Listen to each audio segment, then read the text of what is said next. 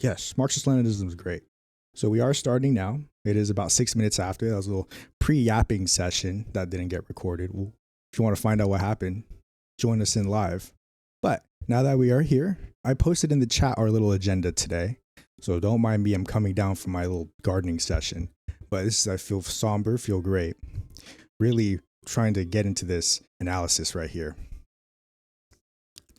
So of course, we're going to first start off with this private property versus personal property. And it's going to be a discussion that we're always going to have, just like all of our previous topics and upcoming topics. They're going to be reoccurring discussions because everyone is on their own journey of understanding how our material condition exists as the relationships that we define between us and them, or them to other things and such, which define their existence, their being. Where do they place themselves in the world?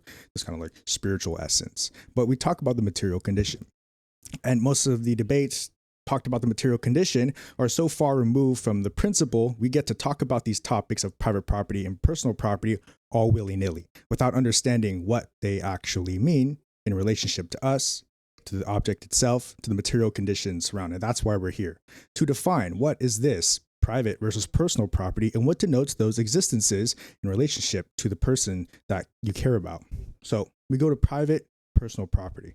So for those at home, private property is, I would like to say, is industrious. There is a productive capacity at which allows private property to explore itself by use of us. So private property is industrious. There's a purpose to it. And that purpose, more, in our mode of production, is more or less the production of goods and services. Private property is used in the mediation of that selling or buying of that good and service. So when we talk about private property, think of capital, think of businesses, think of the Walmarts, think of the Amazons, the entire entities, right? Both intellectual property and actual physical property. Private property is owned, and it can be owned, and it is recognized as owned by a particular, we'll say a state for now, by a particular entity known as the state. It is recognized by it, and therefore that authority recognized by that establishes that authoritative presence. This is owned. This is private property. You know those signs where it says don't trespass? This is private property. Someone owns that land behind that fence telling you enter here or you'll face legal consequence. Boo. There is an imposing force that private property has inherently that can be imposed, that can be expressed onto other individuals. Personal property is not this imposable, not this authoritative, this state recognized, or it could be state recognized, but it is more so just stuff that you have, stuff that is not in the processes of the buying and the selling of things, this industrious activities, as we would say. It's not about that. I don't sell this USB that now I have dropped. I don't sell, or I've bought this and it is now mine, but I'm not continuing that process of transaction in the industrious capacity. I'm using this for personal leisures. I have a little bits right here. I'm a mechanic. I tinker with stuff. I have little bits. That's why I bought this. I've ended the line of transaction that private property, which the business held, because they were selling at the buying and selling purpose. I have then bought it. I am the consumer of this item. I am the personal property holder of this. This is, I can call now, mine. Now, does anyone recognize that is? If they do so respect me, if they're mean about it, they'll come in and whoosh, snatch. But that's beyond the scope of this conversation. We're talking about private and personal property. So the differences and distinctions that I made with private personal property is that of the buying and selling of the transaction. Where in production does that object exist? Does it excel in between the buying and selling stage? Is it in the production stage? Or is it at the final end, the selling stage? This stage at which finally turns this private property that I got this at Home Depot, they held it, to then my personal property, in which that transaction of the monies and the product is established in absolute ownership of a state of being that I can now claim as this. Home Depot has recognized that the sale of the private property is final. Thanks for your money. Now I have this personal property. Isn't that stuff cool? I have more of this stuff. Personal property stuff. It's awesome. All this personal property stuff is amazing. Now, a lot of people make the mistake that private and personal property are one and the same, which they are not, because as we've just discussed, personal property is something that you own, not for the purposes of buying and selling, but for the purposes of consumption, fulfillment, or being, or something that is a productive process that isn't through the buying and selling. And private property is that ownership of the buying and selling. So most people think that this is private property because it's private to me. right? This technically could be private to me because it is within my personal possession. That is where most people make the incorrect distinction, as you would say, or this combining of the both terms of private and personal. Well, if it's private, then or if it's mine, then it's private from everyone else. But but they don't make that distinction between private and personal because it's all the same. You get up to a certain level of capital ownership, you think of it as yours, right? The sole owner of a business, right? That's my business, all mine right here. That private property is mine. It's personal property because it's mine. This is where you get that muddying of the waters and the destruction down of the distinctions between private and personal as the objects of the sale, buying and selling, and of the consumption and furthering of the fulfillment of life. What's another object? Phone right here. This is not private property in my possession. It's personal property because I'm using it for the sale or buying of the sale. I am the sale. I am the consumer. This is personal property. In Apple's possession, when they had this phone, or probably like T-Mobile, or wherever I got the phone, it was from a private enterprise. It was considered private property because no one else could just come in and be like, I'm going to take that. And then some cops are going to go after them. If someone were to take my phone right now, I would have to file a claim. I'd have to do all this bunch of stuff. My wife. I would have to do all these things because it's not private property anymore, which isn't recognized by the state, right? Majority of the time, it's not recognized by the state. And so when you have this private property, this super, uber awesome, cool stuff that would protect you from the law, it puts you in a lot of different positions that separate us in these classes from the proletariat and bourgeois, the capital owning, people who own private property, and those who consume private property through in the selling of their labor to sustain material condition. I don't make the rules. We are split into these two classes. Those who have and own private property, which conduces the buying and selling of things, and those who own only personal property and do not own any private property and capital, who just consume and stuff. And then there's the little mix, the peasant class, the petit bourgeois, the little not quite, bourgeois, not quite property owners, but also we're totally reliant on personal property type of people. So that is what the distinction makes that communism makes we talk about, right? In our relation between what we do, how we do with stuff, and through the buying of selling stuff and the consumption of stuff. That is that private versus personal property, the distinction that communism makes, and the relation to production in our existences, right? So the owners of production and the owners of such. I got a little mention. Let's take a look at that. I'm nosy. Oh, someone can't join. Makes me sad.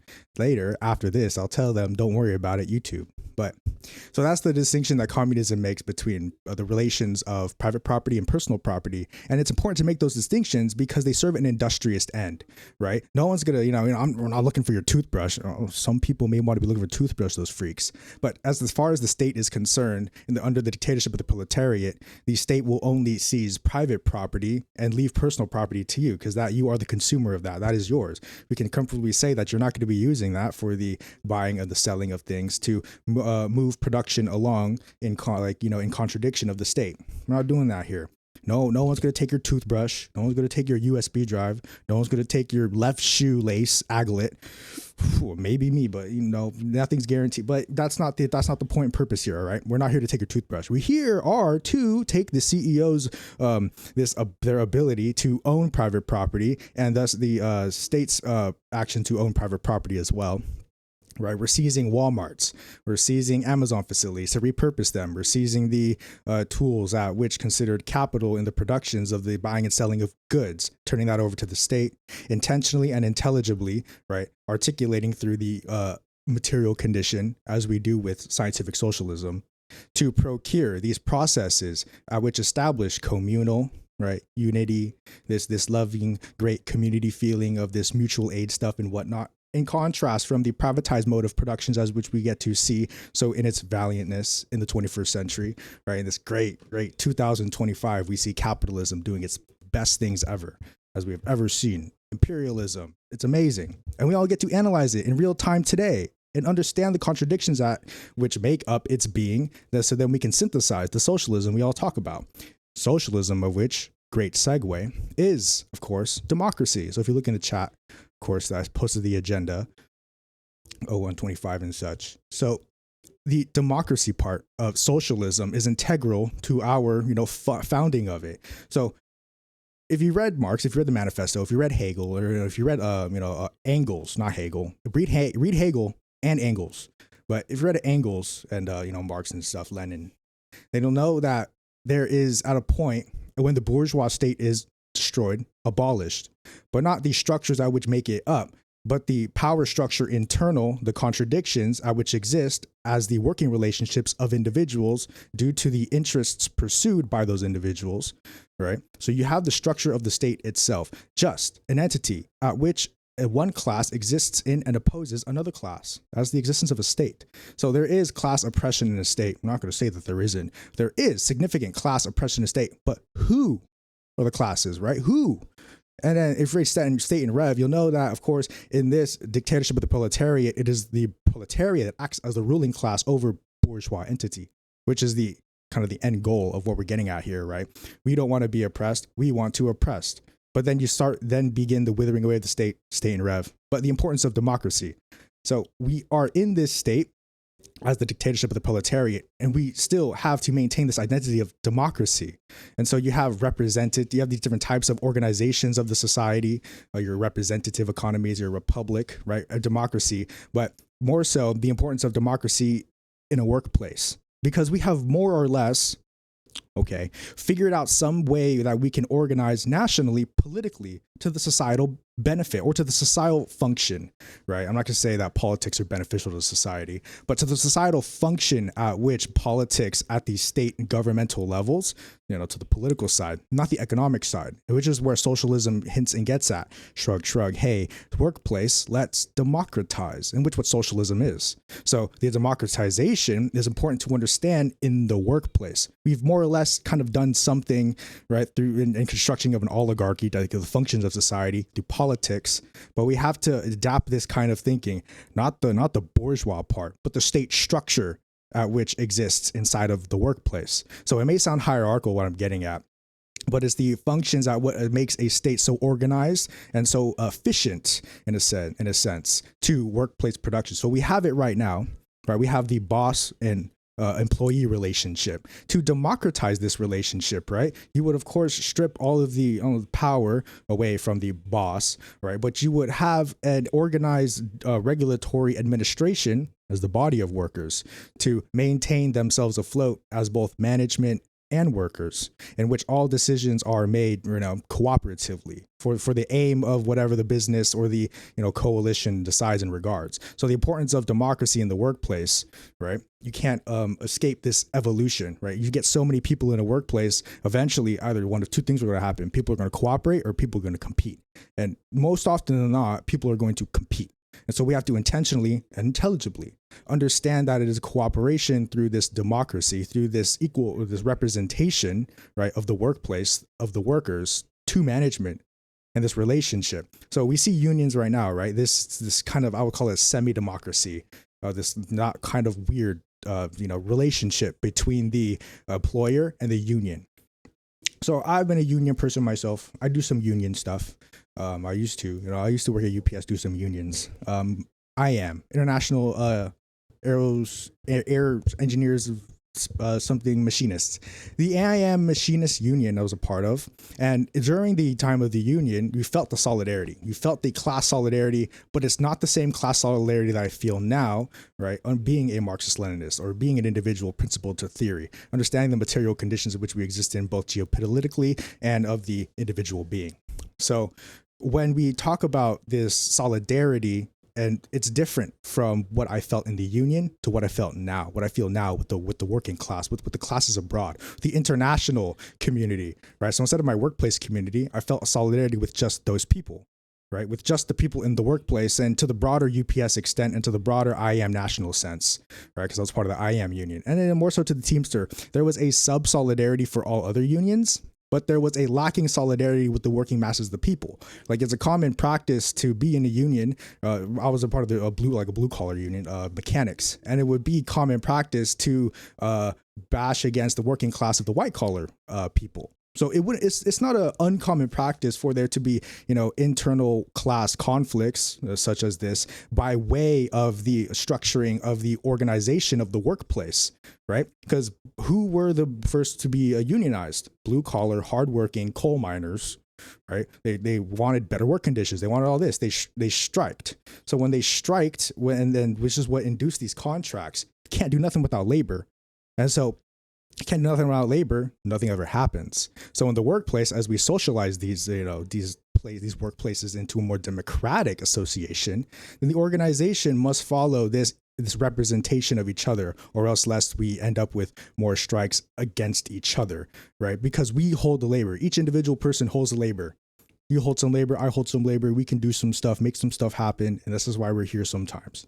Right here once a week, I'm making this happen, and then stuff happens, and it's great. That's basically the functions of workplace. People come in, convene together, do some stuff in a particular order with the expertise and knowledge and, with the technology at hand, and then somehow end up with 50 burgers at McDonald's. Well, that's crazy, right? Or you may end up something with like 1,400 cars out of a factory. Oh my God, how did that happen, right? Resources came in, people convened together in a workplace in such ways, and then output and shit out all of that. We are more concerned with how that workplace is organized, how the functions and the relationship of the means of production do these workers have, because that is what establishes this nice, building that we call the workplace. We don't want us to be exploited, and we don't want people to revolt against and burn down the workplace, the place that forces them to do stuff. No, this is why we must have representation in coalition work. We must have representation in our democracy of the workplace, which is very important. So the importance of democracy is very, very important. That's why, workplaces hate unions. Like corporations, they don't like unions. Corporations don't like it because now they have someone who they actually have to respect under the law. That they have to treat these workers fine or great. Or they have to treat these workers, with some human decency. Imagine that corporation treating a human decency in their workplace. It's unheard of. I've never heard that in my great 21st century capitalism. That's blasphemous, treating your workers human decency. But that is basically what unions do. They help with that decency. And now I'm a big stickler on unions, right? Don't let this facade, right? I was a union member, talk about good about unions. They're not the solution now. Love the unions. Stay strong. I think everyone should have a union. Every business should have one. Once starting a business, there should be a contract with some labor union, which will establish basic human rights, basic human needs, and basic living wages for the workers, for the business is about to start. Now, I say this. Unions are, bear with me, integral to capitalism as a function. If you were to keep a union, if you were to keep the union as it is now, it only emboldens the structures of capitalism. You can never tear down capitalism without having tear down unions. And this also goes with if you have a state and you put the proletariat in the state, if you want to diminish the state, you will also diminish the identity of the proletariat, which comes from the oppression of the bourgeois by force of that proletariat dictatorship. So there's a lot of stuff going on, a lot of hoops, a lot of jumping around. But this is how we define the dictatorship of the proletariat as self-destructing, as capitalism is to itself, but emboldening because of unions. And I'm pretty sure we'll have some other structure in the future under the dictatorship of the proletariat will act as similar, right? Probably like labor associations and such. But in the talks of our unions, importance of democracy, understand what conditions we exist in with now. We don't live anywhere near a mode of production such as socialism. We very much still live inside of fascist, capitalist, imperialist, oligarch core, right? This is hope core right now, guys. So we don't live in those promising conditions and where the immediacy of the objects at hand can help us produce such conditions, such as this mutual aid in workplace, so fast and immediate. Everything exists with definite sequence, and we are so far away from the sequences at which we desire to talk about this mutual aid, this consistency of communities, intentional communities, and the buildings and structures that will help us fight against oppression all start with the immediacy of the objects you have now. Unions, right? Labor contracts. You have all, your community as well. So we don't have too many things. So go unions, go yes, but as I would always stray from is we don't keep these forever, just like how businesses exist, right? Socialists create businesses and can co-opt them, but they're still businesses because they are a private entity who, right, exists for the private interests of a profit. So, but of course that profit can be turned over to, and that is how we can start restructuring and building the organ of socialism, is if we intentionally and intelligibly take our efforts using the tools, right, at which makes the capitalism, not to destroy it, but to build the organs at which will create our own mode of production, that which will end up destroying capitalism, right? So we use the tools now provided to us because they're the only things that we have. And not to mention that they are privatized as well. So through the privatization of the means of production that these oligarchs hold, we only have little bits and pieces, or let's say mini tools to work with by the buying of selling of the transactions and such. So we don't have too much of the stuff we have, right? And then we make everything else with the resources that we have. These are the tools at which allow us to build the organs, or to build more tools sophisticated, to build the structures of socialism, which will then, of course, defeat capitalism. But the defeat of capitalism isn't like this big, great battle of like a knight and a dragon. So it'll take generations, right? Feudalism didn't go away forever. We still have kings and queens in the world. Feudalism happened way long ago. So to think that capitalism was just overnight, moneyless, stateless, and classless society, right? Overnight, kind of strange, but we love the energy, right? The faster we can make it happen, right? The people who go too fast will just push us down much farther, and the people who slow us down will just bring us back. There's like a little medium. So we need all the people who can do as much as they can, right? Even if it's not enough comparatively. But I think we're getting off a little off topic here. Just a little bit. So the importance of democracy in the workplace, great. Love the unions to have in them. But of course, understand that having unions forever is not an option. If we were to, of course, establish socialism, because socialism doesn't need unions because the workers already own the means of production. So moving on. Appreciation and appropriation of labor. So we went across this topic a while back. I want to bring it forward, bring it into the present where, we can discuss this a little further. So I like to say that the struggle of the modern world of the 21st century is both material and immaterial, right? What you see and physically see to the ideological standpoints that we have in our minds. But there is one thing for certain that drives the forces of, our beings, and it is labor, intentional and intelligible, right? I love that phrase. So ask me where it comes from, but it is intentionally and intelligibly this exertion and this expression of the human, of the individual that we call labor, that materializes all of the functions and structures and systems that we see in the material condition. So when people do stuff, this is the most simplest way I can put it. When people do stuff, shit happens, but for a reason. That's like my three little little sentence, little phrases to boil down basically what I like to talk about as a philosophy and as a political theory. When people do stuff, shit happens, but for a reason. And then we could talk about the reason through dialectical materialism, historical analysis, and all that beautiful stuff.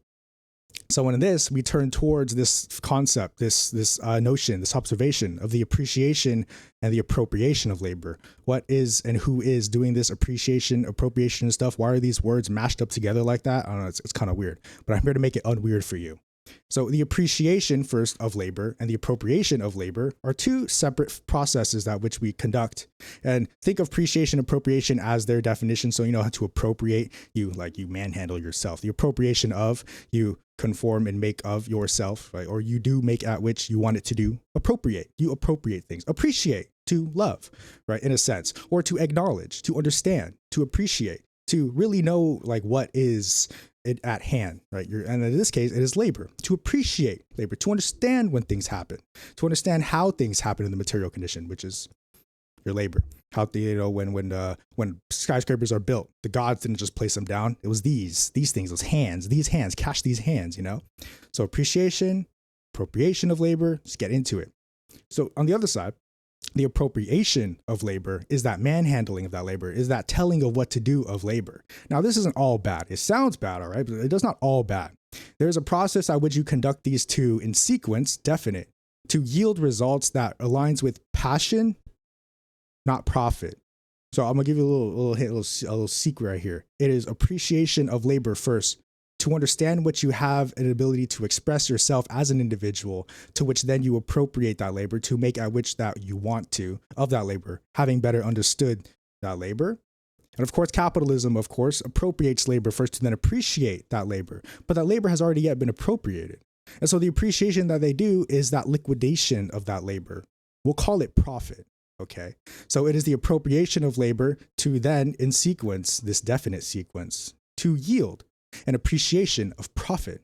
And where the socialist mode of production, I would say the more communal modes of production, not so privatized like capitalism, feudalism, the public and communal modes of production will, of course, appreciate labor, to understand what we have, to understand the forces at which make our existences, this ability to materialize and reshape and rearrange the material condition, to then appropriate it intentionally and intelligibly to what we want to make it to do, this labor thing. And so you can see it in a lot of our discussions when we talk about labor, we talk about the economy or bourgeois economy specifically, right? So labor is not, you don't call, there's no discussions of labor that much in bourgeois economy, which then strips away the individual's understanding of labor in bourgeois economy. You always talk in terms of finances, and it is these terms of finances and pecuniary, or this money talk, right? This monetary talk of the bourgeois economy that strips away labor. It alienates the individual learning about the economy from the essence of what makes an economy: labor, people, and the mediations of that labor and people in the organizations of those workplaces that make the goods and services, right? So in your bourgeois economy, you have this removal, this alienation of these person's understanding of that everything's sourced from the labor. So when you talk about your stock options, your stock portfolios, the curves that go up and down, but you're also talking about the relations of the property. Where did the property come from? Don't worry about it. We have it, right? How does the stock go up and down? I don't know. Let's guess it. Or let's try and mathematically think of some silly way that has nothing to do with labor to try and explain why these graphs go up and down, right? Not understanding that that is the product of appropriated labors, which then they're trying to appreciate that good old juicy profit, that little exploitation of surplus value. Love that stuff. But the appreciation, appropriation of labor go hand in hand, right? You can't appreciate labor without having used it. Technically, you use the thought of your labor to appreciate. Then now you then which appropriated your thought to make the thought, right? So appreciation, appropriation, same, you go hand in hand. It is the sequence at which you do this in that denotes a particular existence. And I would like to have the privatized mode of production aligns with that appropriation first. They do this in an action of this appropriation, this manhandling of your labor, to then appreciate that liquefied labor, that profit. So they appreciate the labor through that profit, which is the exploitation of surplus value. But of course, the socialist mode of production, you appreciate first, understand first what you have at hand, the capabilities, the boundaries, and limitations of the labor at which you, right, have in your possession, and then appropriate it as such. Make it do what you want, understanding what you have, right? Because, you know, this goes to the discussions of I think, therefore I am. It's where the individual, especially of the liberal capitalistic individual, thinks billionaire, and I am a billionaire. But how? Let's go ahead and appropriate some labor to get that appreciation of the billionaire status. So a lot of working parts go into this ideological standpoint, this material standpoint, but it's all connected. I would like to say they're connected by 3 points: of philosophy, or just a mode of thought, how an individual thinks, to the production, or just in the material condition, the objects in immediacy, right? And then the ownership of that provided by the politic, the state. So philosophy, production, politic, 3PPP, right? So that's a good way of thinking about it. So we're about halfway. I'm gonna take a little swig of water, ask questions if you need to. I know I've been yapping it out. I know we covered a lot. So I'm gonna take a little minute, catch a breather, talking about the withering away of the state as I'm reading State and Rev. So drink water, ask questions. We'll answer those questions, and then we'll get back into it.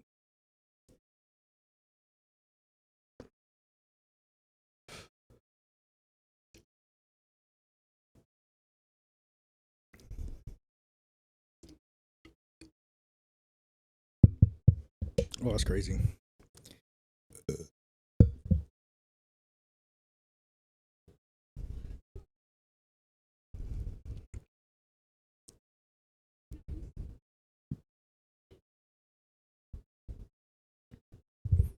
Absolutely. I feel like that's what's going on too. That's great. The alienation. Yeah, we're not, it's not us that produces the results. It's management. It's those guys, the big thinkers that produced it. We're just there to supply the labor so that they can do what they need to make the profit. I like that little now. Yeah, it is. That's correct. Yeah, it feels like that, doesn't it? And then renting and leasing. So renting is never owning. So it's never your personal property. In the contract of that, of rental contracts, right? It's not yours still. There's parts of it that are yours, like especially if you bring in personal property, that's yours. But maybe the carpet, that's not yours. The curtain, not yours, right? So you're renting the space. You're just renting the occupied physical space at which you live in, right? What you live in on top of the carpet, I guess. It's weird. The stuff is weird. But leasing too, you're renting to own. So you're almost at that point. So whatever happens to whatever, and I think of leasing in cars. I think automotive first before housing. But we also talk about housing. You're going to own. So in renting, there's no option to own. You don't own anything. You're not even on the path of owning stuff. You're just straight up being exploited to have that object in hand. Like when you go rent tools at a shed or like a tool place, like AutoZone, you can rent tools. You can rent tools at other places. So if you rent that tool, it's not yours. You have to return it back. But if you lease it, like if you're on the plan and going to own, it's private property up until you finish that loan. Because when you're discussing economics and bourgeois economics, it is the final sale at which completed in the entirety of its payment, at which establishes absolute ownership. So it's not until that you make that final payment on that lease to the house, to the car, that then it becomes yours. Even if you have $100 to it, you still are on contract. Now, the value of which that is discussable if it is in the contract, but it is not until the end of the contract that thing becomes yours. Maybe there's some majority clauses in there. If you pay over 50 and then something happens, it's yours. But traditionally, it is not until your last payment, like of whatever payment you make, that is until it becomes private property to the bank at which you owe the money, at which financed the loan, to then your personal property, which you claim. So renting is not even a choice. You don't even get a choice. Like when you rent somewhere, you're not even in the discussion of owning stuff. You're just providing payment to the owner to pay off that lease for that landlord, right? Hate landlord, bleaches of society. Boo. That's renting. Leasing to own, or that's like the parentheses. Leasing, parentheses, to own. Leasing, in that case, yeah, eventually you're going to own it. It's eventually going to go from private to personal property. But in renting, it stays private property forever. That's it. I don't make the rules. If I did, they'd be different, but I didn't. So hopefully that answers your question. I think we're going to move on now. Ooh, to state and rev. So let me take one more drink. A little burst of yapping there.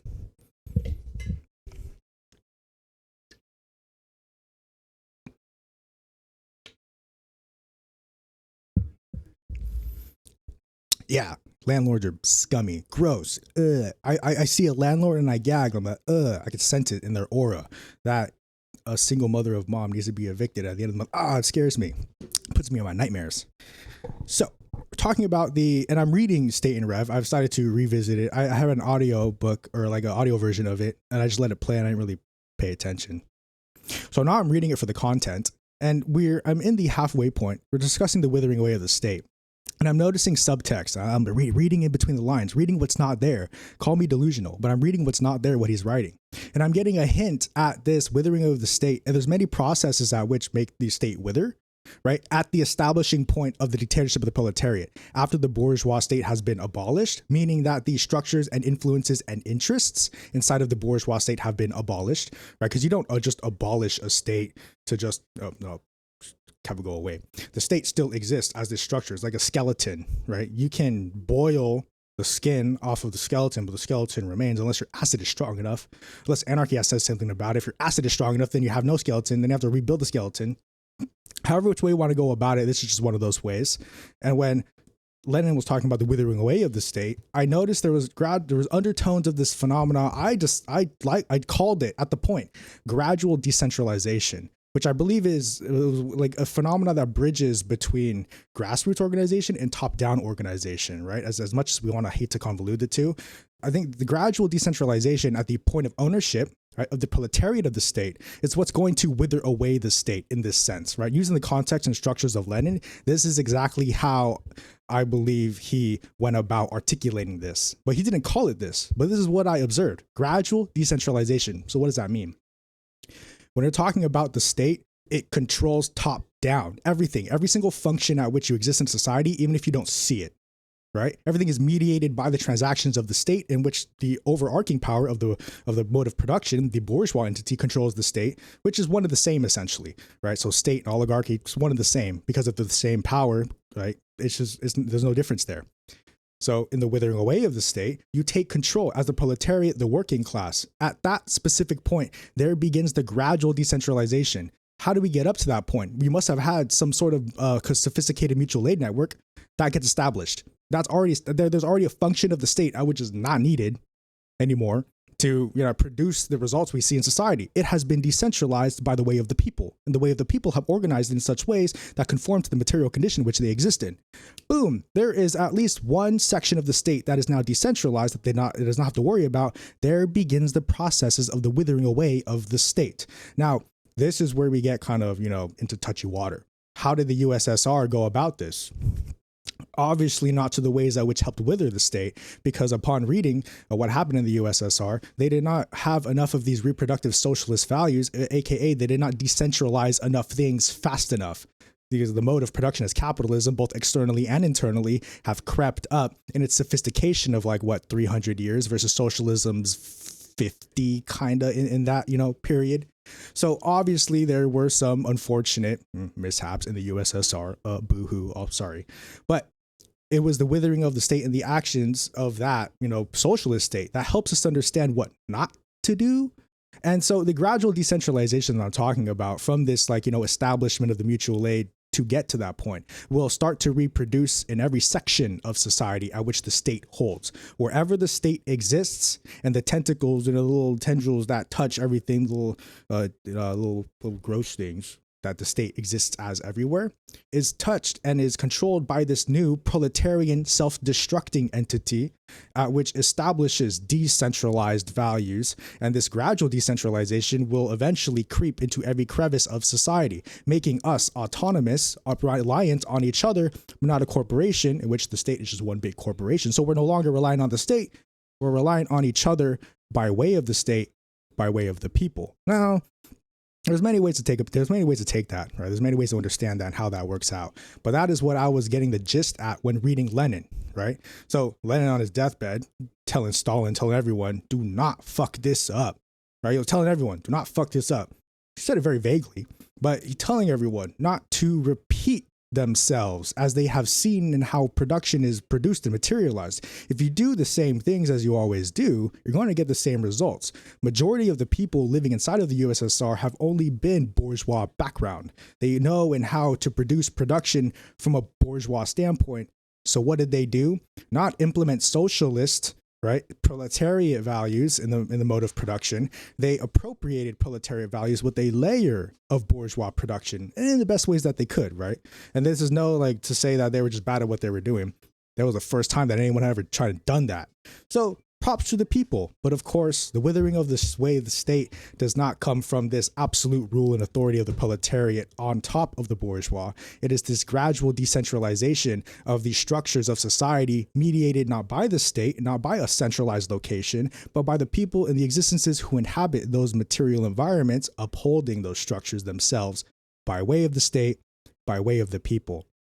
I know there's a lot there, but as we talk about the withering of this way of the state inside of State and Revolution by Lenin, he goes about and tells you the contradictions which comes with the abolition of the state overnight. And those also comes with contradictions which go about existing when you conform too much to bourgeois or petite bourgeois tendencies, right?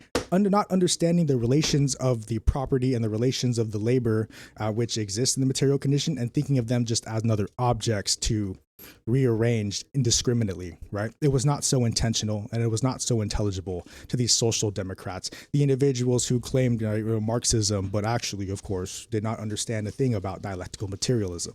But so in the withering away of the state, at least for that section, the beginning part of State and Rev, the part that I read, it was giving a lot of this phenomena, this gradual decentralization, this gradual point into not incrementalism, but this naturally addressing of the contradictions inside of capitalism through socialism. Gradual decentralization is this: now that we have taken care of one sector, you want to call it one industry, right? Maybe automotive at some point becomes self-sustaining. Now automotive, through the self-sustaining practices of which they had that worked for automotive, can go on to the fishing industry. Now the fishing industry can be self-decentralized in the ways of that the fishers need to, by help of the previous industry, compounded into the previous industry that probably helped automotive themselves. And we're all in this together. We're all relying on each other. And so the gradual decentralization is a communal effort, intentional and intelligible, understanding what we need inside of the material condition, which, the allocation of resources then becomes, prevalent. It's like, who do you got? Who has what to make what happen, to make this happen, to make this need fulfilled, to make, all X, Y, and Z, not for any petty sake of a profit, silly bourgeois individuals thinking that they need to make everything about a profit. Me, I. It's we, ours. That's the mode of thought. But this is the exact reason for political education. It's that mode of thought that is being shunned out, because I'll grant it now, because of the way the structures of the modern system has, built as, it is beneficial to be selfish. It is beneficial to be greedy. But that's only because the system is made that way. It's not inherently beneficial to be greedy. In fact, you get fucking kicked out of a village if you're inherently greedy. Right? But we are not inherently greedy. It is the material conditions that exist that impose that, that benefactor, that, hey, you could be a billionaire. Hey, you could get filthy, stinking rich. Hey, you, all you have to do is just appropriate a few couple 100,000 millions of people, and then you're good and golden. Sacrifice your soul to get the thing that we call money, and then use that money for non-good things, for yourself, for private interests. I don't make the rules. If I did, they'd be different. But this withering away of the state, let's bring it back. Gradual decentralization, right, works against this dominant, competitive, individualistic manner, right? Because for gradual decentralization, there needs to have been community. There needs to have been communal aspects to the functions at which we exist in when we do a society, right? And there is some very small, tiny degree of community that exists in the American community, but only by way of the name itself, being American. Beyond that, the states hate each other. There's competition between the states. Hell, there's competition between the cities inside the state. Hell, there's competition between neighborhoods inside the city, inside the states. There's a lot of competition everywhere. And of course, this gradual decentralization will break that competition through the absolute form of cooperation, right? Which is this: we cooperate anyways, but we cooperate begrudgingly. That's cooperation. Cooperating begrudgingly, right? When you go out and buy something, a transaction, business sale, right, private property, you're begrudgingly giving people money, which you see. You're not giving the person the money, you're giving the business the money, but who do you see? The person, the money, at which then you can get your item and then go on your merry way. Some people have bastardized this into thinking that this is normal conduct and behavior. Kind of silly, but whatever. But that has been normalized. It's this begrudging state of giving and taking that doesn't feel good. Giving and taking should feel good because you're doing it for a communal purpose. You're doing it for a purpose beyond yourself. When you're consuming and buying, it's kind of like, it's like when you shop and spend, it feels great. And then you have the moment of clarity. Oh my God, did I really spend $100? Shit. God damn it. I said I wasn't going to do that. It doesn't feel good. It is supposed to feel good when you give and take in a communal society. But of course, in this privatized, competitive, savage society, you get this begrudging feeling, this competition, this us against us, everyone else. I am better, right? The we only extends to me, as I like to say in capitalism. And then we and our, right, in socialism is the complete opposite of that. We means me, right? We does not mean we. Or we does not mean me, right? In capitalism, it does. When you talk about we, you're talking about yourself. You're talking about I. We are doing stuff. Is it we in capitalism, or is it you, the individual interest, the individual, profiteer of the business at hand, like the CEO? We did this. Did we? Everyone thinks that this guy's a little on a power trip. So to bring it way back now, I'm going to shut up about the withering away of the state after this. Gradual decentralization helps us break that individualism, helps us break that conformity to hierarchy, right? Because we're going to still have hierarchy in the dictatorship of the proletariat. Sorry, this is going to happen, right? But the withering away of the state decentralizes that hierarchy in the ways that Marxist-Leninists have proposed, which is plausible, right? A vanguard, plausible. Spontaneous action of the proletariat, plausible. But what happens. And we'll bring it back to this. When people do stuff, shit happens for a reason. And so when people don't do stuff, shit don't happen. And that's the reason, because people didn't do shit.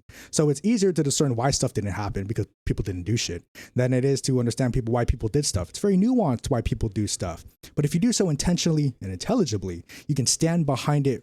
I would say proud. I don't want to say proud, but you're standing behind it with resilience, understanding that what you did is what you did, and you want to be known for that. When people do stuff, shit happens, and that could be you. You could be the reason why shit happens. If it's good or bad, we'll leave a little morals out of this. But when people do stuff, shit happens, and they can probably attribute it to you or us or we or me. But if people don't do stuff, people don't. People don't get to see anything. So we're almost at the hour. We actually went right through it quite fast. So I'm just gonna do a little summary, and then for the last 5-6 minutes, we're gonna take some questions, hang out, have a good time, and whatnot. So to start off from the top to begin the summary, private property, personal property, right? You have the distinctions between private property as being the things of buying and selling and the transaction process that, goes between two entities. So the private property of this phone transacted between me and Apple, or whoever, me and T-Mobile, or whoever, right? These bits from Home Depot to me, there's a business sale and transaction that occurs when something exists as private property. Personal property, no, that now exists with me. There is no private sale. There is no sale anymore. There is none of this transaction stuff. I'm the consumer. I'm the end. I'm the buyer. Hello, I have bought this. It is now personal property. No one can take this away from me unless they're rude and they're a thief, and probably need it more than I do if they feel the need to take, but that's a different conversation. But that's the difference between personal property. There is no essence of transaction of sale and buying once it's in my possession. There is no intent to. It becomes private property when all of a sudden I now need to sell this. Now it is private. Not recognized by a state, but now it's private property at its core. We go to the distinction between that's the distinction between what communism makes between private personal property and the relationship between production, right? Because you don't own what you make, right? That's that private property. Is the businesses. Whatever you make at work belongs at work. And then at the workplace, of course, your democracy. Make sure you have a union. Make sure you have the democracy. Make sure you have that representation, the understanding of why a democracy is needed inside of the workplace to have fair and equal representation for whatever demand that you seek from either management or from your coalition around you as a workplace, right? So maybe you want better working conditions. Then you talk about your people. Hey, we should put a fucking couch right there with a TV in the middle of the shop. And then people are like, that's a fucking good idea. And then we democratize about it. Guys, we're putting a couch with a TV inside the shop. That's a fucking good business move right there. That's a very good coalition work. But democracy is important for that representation, right? Because a lot of people in workplaces now don't have representation. They literally show up to work, hopefully don't get fired, hopefully they get paid, and they go home at the end of the day. What kind of life is they would live that? And then we go to the appreciation and the appropriation of labor and understanding the differences or the sequence at which this happens, right? Capitalism appropriates first to appreciate labor, but that appreciation comes in the form of a profit. And then, of course, the appreciation first understanding that labor, right? First action, then the appropriation, the action of understanding after what that labor can do. It's not like just throwing stuff at the wall and seeing what sticks. It's seeing, does this ball sticky? Is it sticky? No, I'm not going to throw it at the wall and see if it sticks. Think with your brain. Do you know the thing in your head? Use it. And then the withering away of the state. Gradual decentralization as a bridge between grassroots organization and the top-down organization, right? The vanguard party, as such as they're called, from the grassroots organization of the people's power, the people's understanding. This is where the mutual aid starts.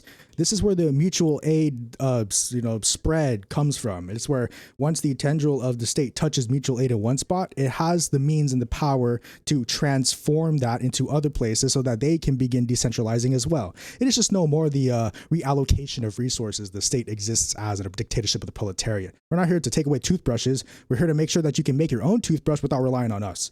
You don't need to be relying on the state. The state don't need to be doing all of that. That is where you get the withering away of the state. How the state withers away is just a bunch of constants. I don't want you to be reliant on me. Here's the means of production.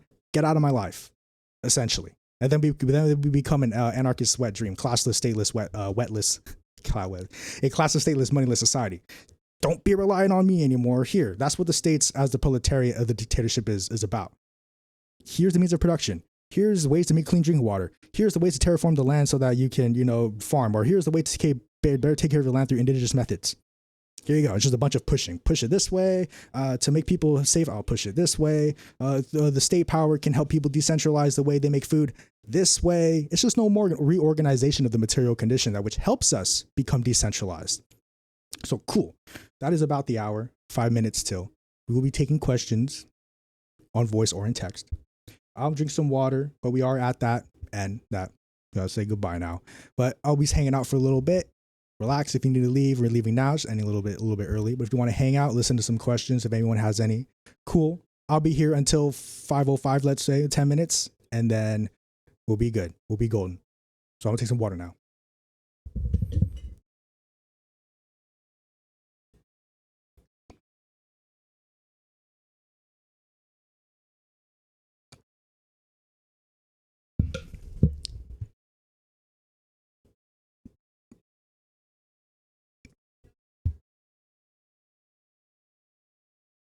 Oh, let's not do that.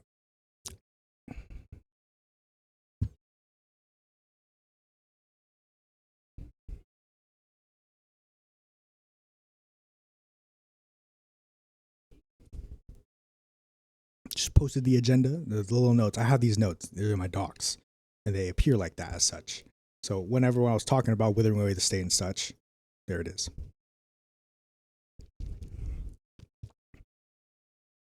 Let's hear it. AI, like a tool. Like, is AI inherently evil? It's just a thing. It's just a technology, and the way it's been used, yeah, completely savage, incredible. But it's just another technology. More like no, like the wheel. When the wheel was invented, people think it was evil. I remember hearing a teacher from high school that said people thought fuel injection was evil. Like it was not a good system. It was bad. It was stay away from it. It was like superstition. This like evil from fuel injection. When we're going from carburetor to so technology is evil. It's crazy. Yeah. There has, as opposed to, this free ramp. Well, it's because of the use of technology as it is today. Everyone has so many, and it's like when internet was first a thing, people just did whatever they want, posted whatever, did whatever, did anything when the internet first came out. Then it got regulated, and now you couldn't see people do stuff on certain websites, and couldn't post certain things about, but it was all for good because that shit was crazy when the internet first would start doing stuff. Free, it was like the wild west of the for like the beginning of the 20th century, the ending of the 20th century. It's like fuck, and then you click on a link, and then all of a sudden you had like viruses.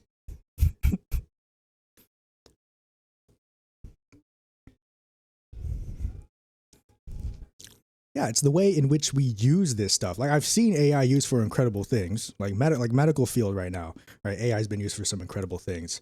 Plant analysis, like plants for when you take a picture of something, gives you detail. Maybe that's just an algorithm. But yeah, it's just the way we use stuff, basically.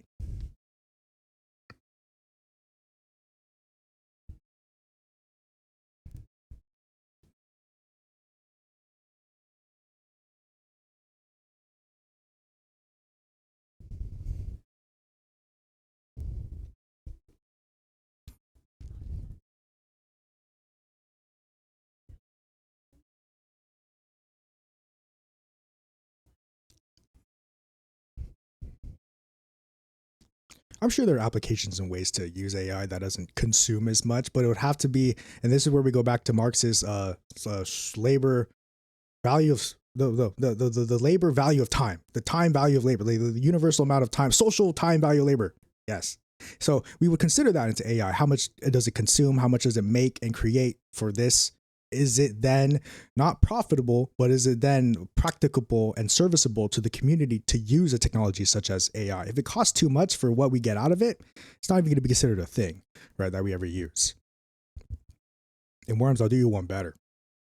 The profit motive baked into AI, I believe that the profit motive is baked into the coding industry or into the web, like the development of internet development industry, like as coding, like as like Google's and such.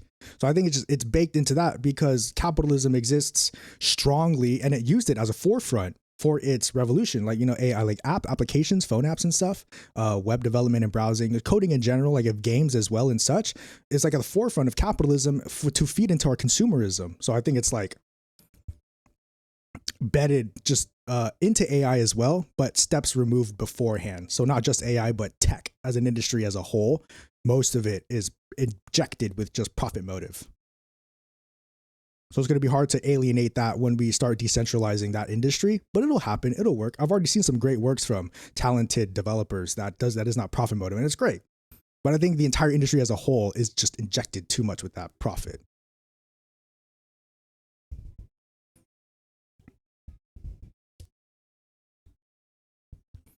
Free source, I have a zine maker software that is free source.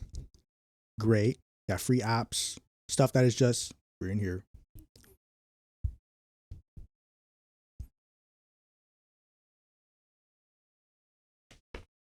I can link it.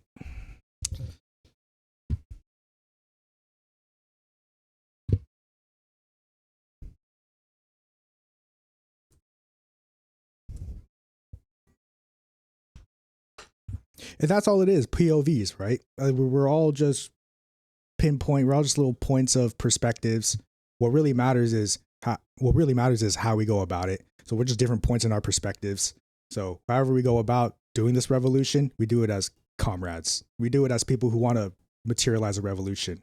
The way of the state, way of the people, that's in the future. What is now is what we can do right now. Is the car that we can drive to meet up and make plans. It is the sidewalks that we walk, to the doors that we knock on to make exchanges with the people in the material now. Not this conjecture of the state, whether it should be real, not the conjecture of the spontaneity of the working class. So no one's gonna shoot you with a gun in 20 years for what you did now. Well, maybe. I'm not saying it happens, okay? But, we're really about the material now.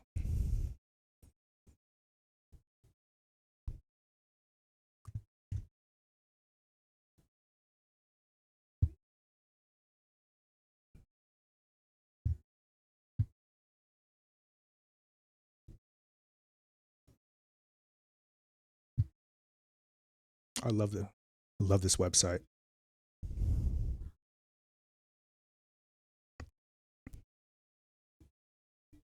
That's the zine maker. That's so funny. When I first pawned it, I was like, this is spyware. This is so incredible. There's no way this is real, but it is.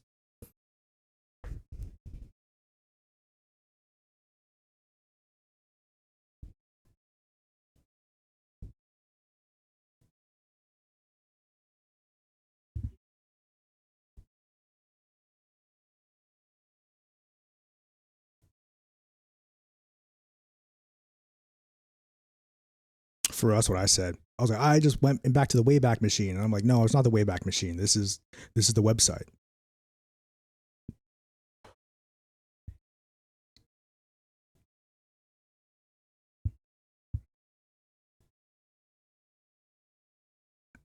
I don't know the last few minutes, but if you're not just joining us, this whole session will be uploaded on YouTube on Friday, maybe Thursday. I'm feeling a little frisky, but it will be uploaded to YouTube as every week goes. So if you are just joining us now, or you're just missing it, don't worry, don't fret. All of the words have been recorded onto this magical device. I don't know how it does it. Don't ask me how, but I know it does it. And then if I do stuff, right, I can just do stuff with the stuff, and then it's uploaded to YouTube. I don't know how it works. I just know how to do the things, the clicking and stuff. Yeah. I'll do it live. Let me click that.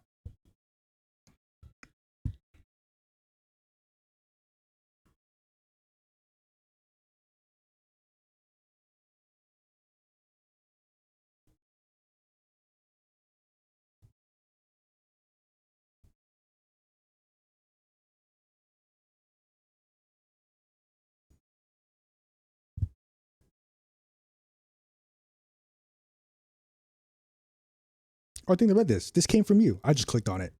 I skimmed through this. This is a good foundation. Like, this is a good primer. I don't think there's nothing bad about it. It makes sense. The critique against the Constitution, and a lot of people should read that part. But yeah, this is good concepts, good analysis, good feeling, good expression. I think more people should just. Well, it was meticulously wrung out of your prompts, but it's just the way that your prompts and the way you worded your prompts that made this product. Because you can reverse engineer the prompt and what it said by what it gives you, and of course the conclusion just wraps it up. But it's the way you worded your prompts that made it extrapolate as such in the expressions at which we read now.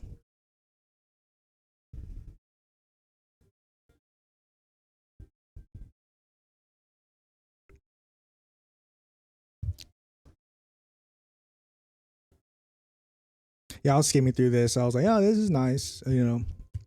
Nothing's dogma, which is great because nothing is dogma.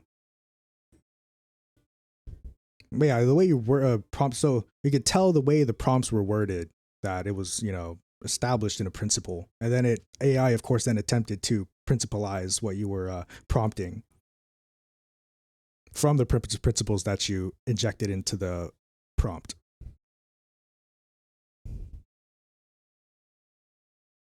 Correct. That's right. That's right. That's right.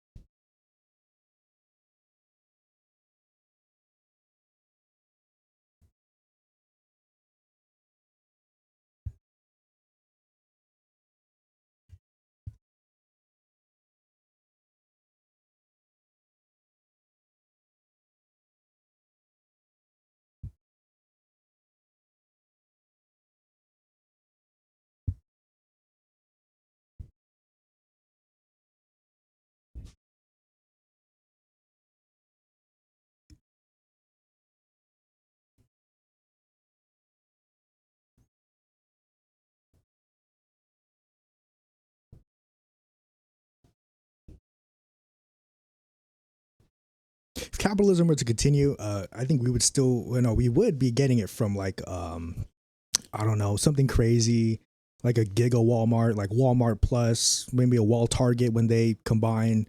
Maybe we'll be working with people of equally oppressed classes, but then we find some way to individualize our beings and then alienate ourselves from class solidarity. We could also get to the political point where all of our politics are just utterances of what's already been said. Shit takes.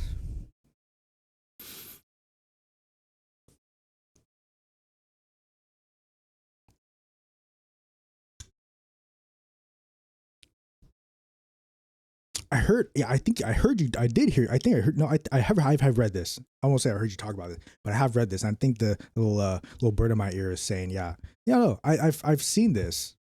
This is great. And yeah, you did talk about this, like a membership thing that contributes to the app. Yep. No, I love that idea. That's great. It was a really good first step in an initiative towards an intentional community, intentionally and intelligibly, which is legal infrastructure. Because we have to use the tools that we have now to build the tools at which will uphold. And this is one of those tools that will build that structure at which we seek that liberation.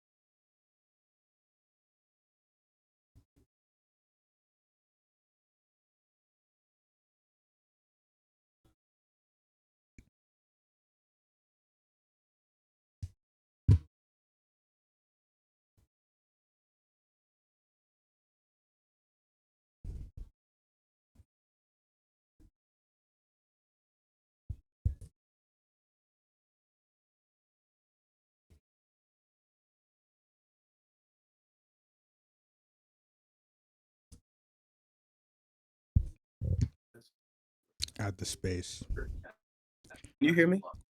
I hear you. Yeah, I was typing off another screen. Can you hear me? Yeah, I can hear you. Awesome. It's loud over here, so I'm gonna keep it muted. But yeah, thank you for interacting with that. I worked that up last night. It was like I started it at like 1.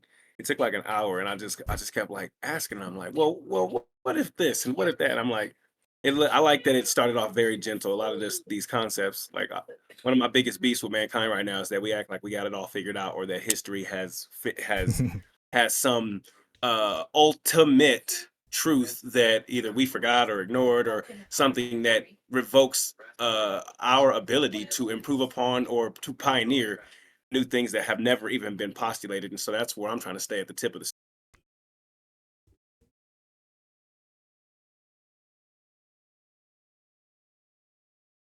Yeah, be pioneers. Just because it hasn't been done doesn't mean it's not possible, or not doesn't mean it's impossible. Yeah.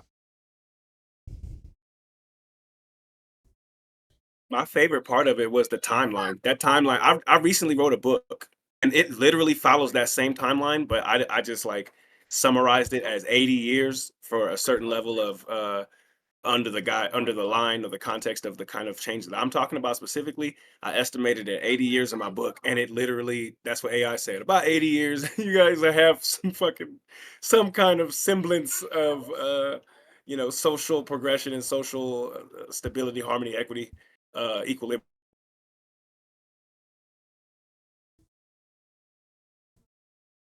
Yeah, there are a lot of models that does that 80 years because that's about the lifespan of a person, which means that's also about the lifespan about when someone can give you insight about the past. Usually around 80 years, all the old people have died from that generation, which then could not tell you about what happened in that generation for that history to repeat. But if we do so intentionally and intelligibly, as we articulate it now, then there is no cause for that, repeat, because we then know what happened. You know what the IPFS is? What is that? It's the interplanetary filing system. It's supposed to be the internet that our kids are going to be using. And it's basically a decentralized filing system that exists on every computation every modern computation device within the context of the information or data that it's utilizing or dealing with at the moment, as opposed to a central internet. It basically is internet by blockchain, as far as I'm aware, as far as like I understand it.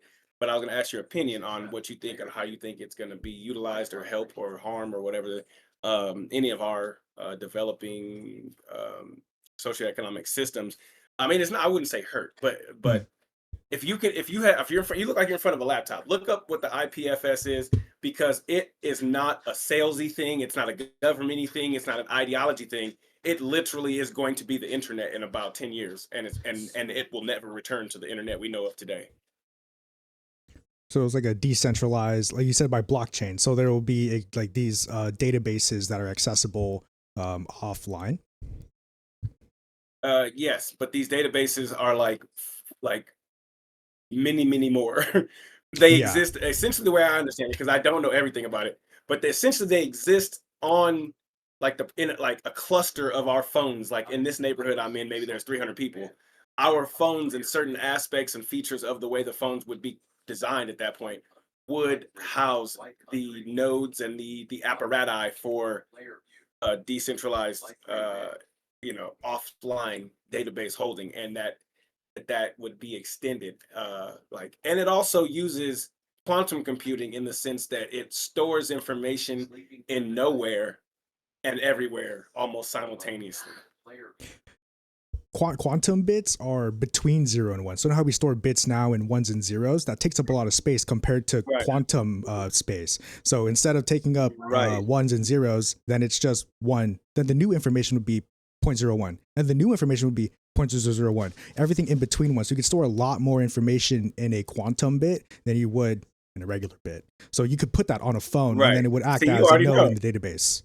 I just know about that quantum part, but this does make sense how you could have quantum bits inside of a phone, which acts as a database, which then is connected to the, our larger community, which then shares that database, and which would act as a network for those people to access that database, the larger database.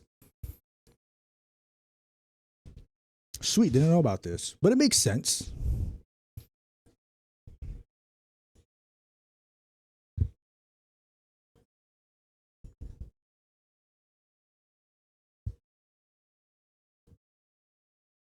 Peace, everyone. What's going on?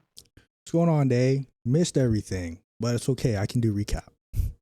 Shit, I went to go volunteer with this one local org. It was really great. We did like distribution at one of the transit centers, the bus transit centers, and it was just a great feeling. Lots of plans, future plans, and whatnot. But I do apologize. I hate missing political education. I love it so much. Well, as you know, they're up on Friday, but I'll give you a little summary now. So right now, the video's gotten 3 summaries. And then that's our little agenda we had. And then right now I was talking to Evolving about this new upcoming decentralized just way of information database, which would then act as an internet localized, which is interesting. But we started off, I'll do it very brief. Start off with a discussion of private versus personal property. I know you know the many differences, but of course, private property is that transaction of sale of things. So I got this from Home Depot, which Home Depot considered private property until it entered my possession when I bought it. Now it's personal property. Now I consume it. I'm the end buyer. There's no more selling after this. It is personal. It is to me, where we get the differences and distinctions between personal and private property. As like the business owner, he has that private property as personal, which makes it his, like he thinks it's his. So that's where we get but if we abolish private property, then we abolish, that ownership of all property. No, there's a distinction that communism makes, and it is the distinction of the sale and the buying of that property and the having and owning, consuming of that property. So that's the distinction that communism makes. And then the relationship of our production We don't make this. We don't own the stuff we make in the workplace, right? Mhm. And then the importance of democracy, like unions, right? Understanding how politics and the democracy of the society must enter as a structure for the workplace. So we have the boss, right? But the boss would be, in this sense, part of the working class under socialism. Well, then we get equal representation of the workplace through our democratized systems. And then the coalition work that we do will have equal representation within that coalition by means of that democratic process.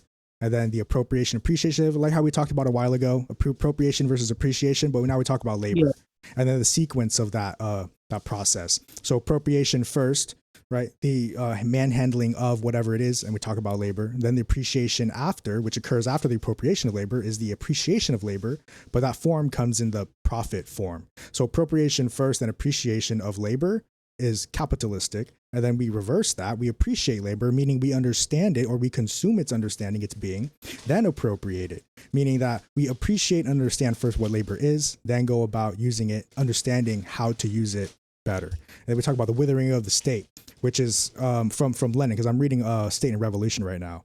And then so when I was reading State and Revolution, I'm getting notes, subtext, I'm reading in between the lines of this phenomena, gradual decentralization, which is when the dictatorship of the proletariat is finally established, it immediately starts beginning withering away with the various first processes of primitive mutual aid. Because how did we get to that point of the dictatorship of the proletariat to destroy and abolish the bourgeois proletariat? We had to have some mutual aid network or some sustenance, this decentralized manner, that which we can then implement into other regions after having been a part of that state, immediately withering away the state at that point in stage. As soon as the dictatorship of the proletariat is instilled, the state immediately begins to crumble. And then we just begin to have that rediscovering of how we can decentralize other industries, decentralize other modes of society.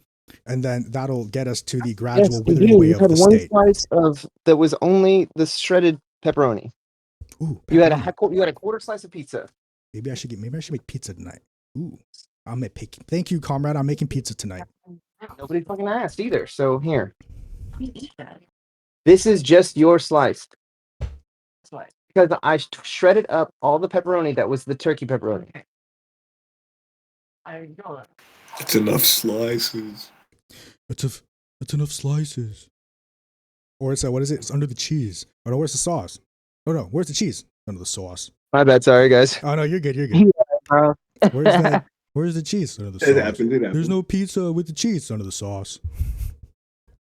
But that's what we talked about, the withering away of the state, gradual decentralization, where the dictatorship of the proletariat, right, first begins as a decentralized organization or meeting the decentralized organization that is grassroots, so then begins reproducing that decentralization, constituting that withering away of the state, at the same time oppressing bourgeois entity from privatizing the mode of production. So we both instill the public mode of production through decentralized means, and that is how we wither away the state. That's from my readings and understandings of State and Rev. Well, the dictatorship of the proletarian, the rise of the people, but it's definitely in the making. I hope it definitely wakes some folks up, and I love that it's on YouTube. So even if we don't catch it here on the Discord, we can always catch it when we're having time to. Nope. Do Right. not like that. Right. That itself is a form of censorship, self-censorship. So you're not really truly expressing all that which you would want by using these little filters, these little denominations. It dilutes the value or dilutes the expression at which the individual desires to create. There's always why I always found censored songs weird, strange. Like, why not just let them? I'm not getting the package. I'm not getting the thing that they wanted me to listen to. It's censored.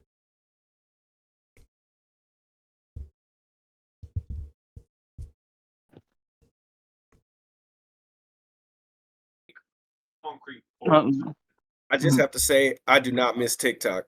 I just don't. Like, I've never seen more movement on Discord. So many people engaging and actually have the time on their hands to do so. I haven't heard an argument in fucking days. Yeah, like, and all of a sudden. All of a sudden, I knew TikTok served its purpose, and it's time for people to understand that. I don't know why we get I don't know why there's so much brand loyalty.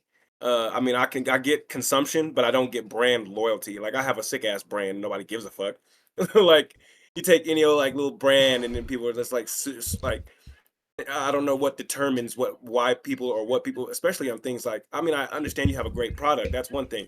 But like to the point where you're making excuses for the amount of censorship suppression and anti-blackness and anti-everybodyness that's on an app or that a thing is doing, like it's super weird when you can have all the things that you like about this thing and have none of the or less of the issues that you don't like about it and call it whatever you want. I don't care, like a rose by any other name, but just like people are accustomed to being satisfied with trash.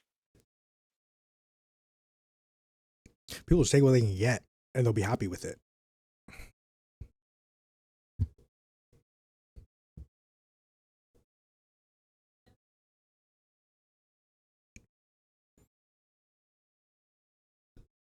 Yeah, I went through this awkward phase of trying to sell help.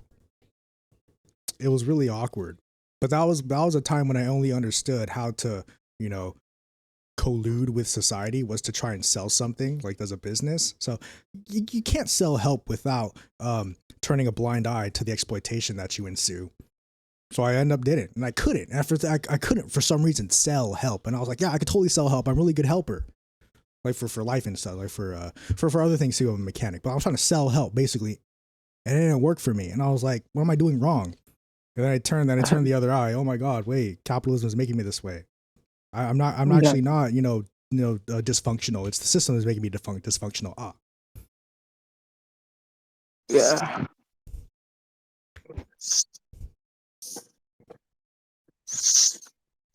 Hey, what's up? 417169. Ooh, numbers. Hi, I'm sorry I didn't have a chance to change it. My name is Bree.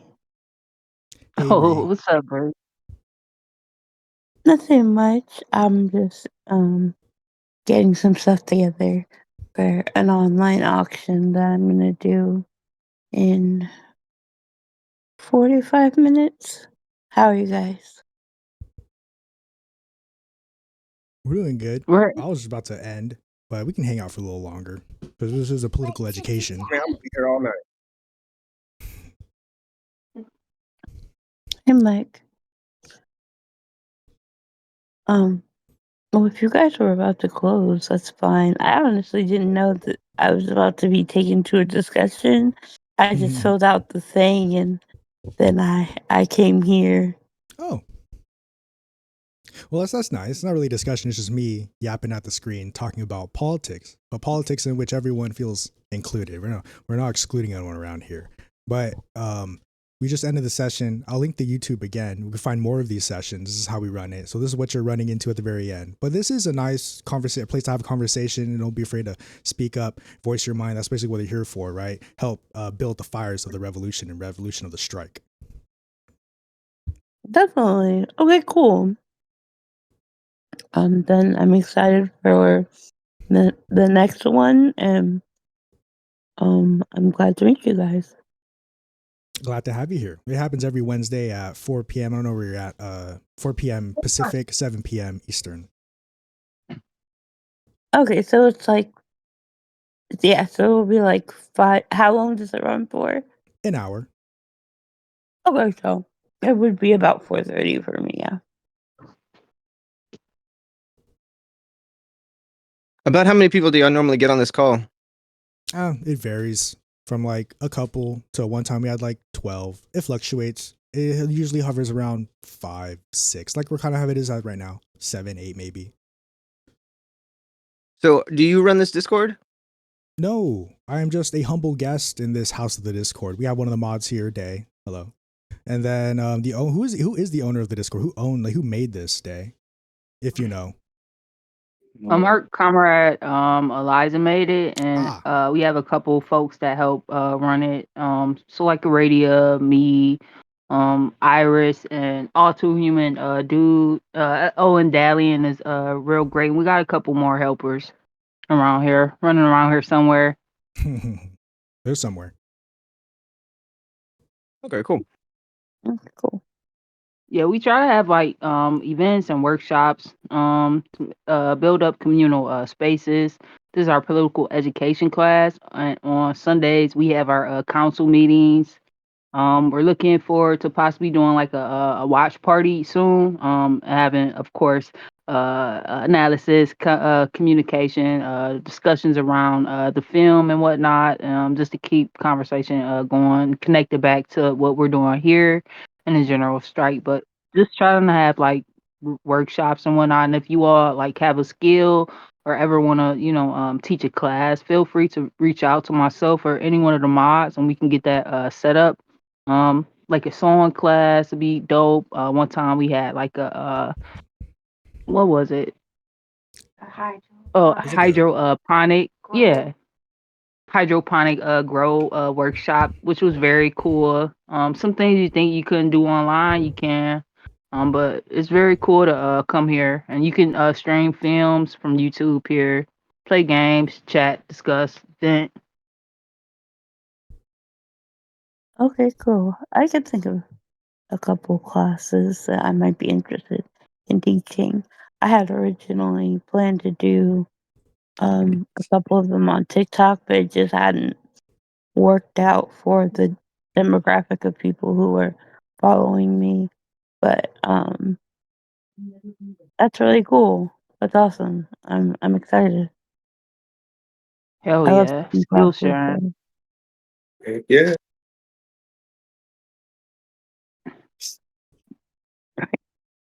Cool. It was really awesome meeting you guys, and I look forward to interacting with you and taking classes and seeing you guys more. I gotta go. I gotta get some stuff logged for the auction, but um thank you guys for having me, and I'm excited to use your guys' platform. Cool. Thank you for being here. Yeah, thanks for hanging out. Cool. Have a good night. Peace.